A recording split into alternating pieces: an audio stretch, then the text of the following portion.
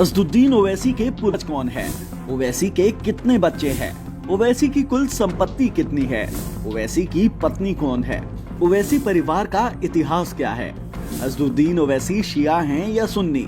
ये कुछ ऐसे सवाल हैं जो AIMIM चीफ असदुद्दीन ओवैसी के बारे में गूगल में रोजाना सर्च किए जाते हैं। हैदराबाद की सांसद की पूरे भारत में अपनी एक अलग पहचान है। हैदराबादी लहजे में बेबाक भाषण और मुसलमानों के हितों की वकालत ओवैसी को देश के कई नेताओं से अलग खड़ा कर देती है। बहुत बड़ी गलती की जो इन जालिम पुलिस वालों पर भरोसा कर दिया।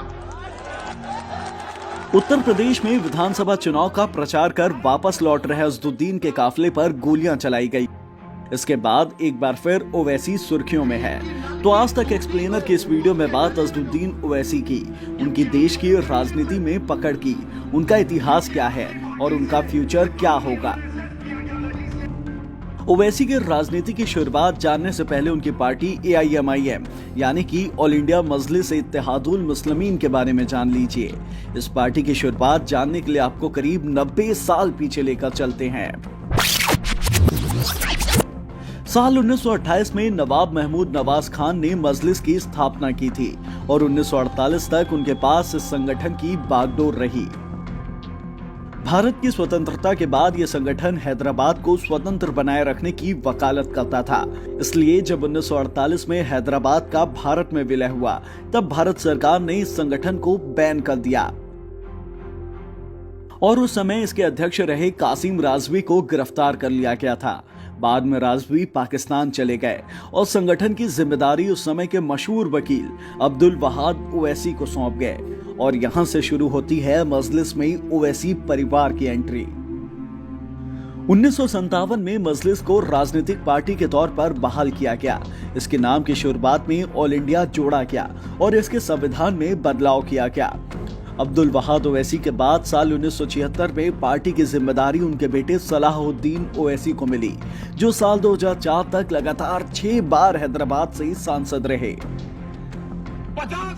अब सलाहुद्दीन के बड़े बेटे असदुद्दीन ओवैसी मजलिस के अध्यक्ष और हैदराबाद के सांसद हैं। उनके छोटे भाई अकबरुद्दीन ओवैसी हैदराबाद के चंद्रयान गुट्टा सीट से विधायक हैं, जो अपने एक भाषण के कारण खूब विवादों में घिरे रहे थे।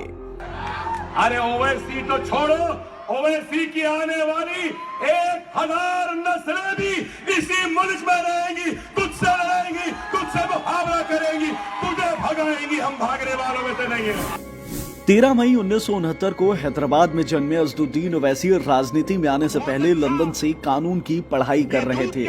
लौटने के बाद साल 2004 में वो हैदराबाद से पहली बार सांसद बने और अब तक वो 4 बार यहाँ के सांसद चुने गए हैं। जब असद के पिता मजलिस की कमान संभाल रहे थे, तब भी ये पार्टी उस वक्त के आंध्र प्रदेश की सीमा से जुड़े महाराष्ट्र और कर्नाटक के कई इलाकों में सक्रिय थी। लेकिन जब असदुद्दीन ने पार्टी की जिम्मेदारी संभाली, तो उन्होंने राष्ट्रीय स्तर पर अपने पार्टी का एहसास कराने की कोशिश की। इल्जाम तो हम पर ही लगता है ना, आप पर तो कुछ नहीं लगता। असदुद्दीन ओवैसी और मजलिस किसी मजहब के खिलाफ ना थी, ना है, ना कभी रहेगी इंशाअल्लाह ताला। आज महाराष्ट्र में AIMIM के सांसद हैं, विधायक हैं। लोकल निकाय चुनाव में AIMIM को सीटें मिलती है। बिहार में मजलिस के पास विधायक हैं। आज दोनों ओवैसी भाइयों की रैलियों में खूब भीड़ जुटा करती है। इसके अलग भी उनके प्रशंसकों और आलोचकों का एक बड़ा वर्ग है। असदुद्दीन ओवैसी की ओर से संसद के अंदर, समाचार चैनलों की चर्चाओं में और राजनीतिक रैलियों में दिए गए भाषणों के वीडियो सोशल मीडिया पर खूब देखे जाते हैं।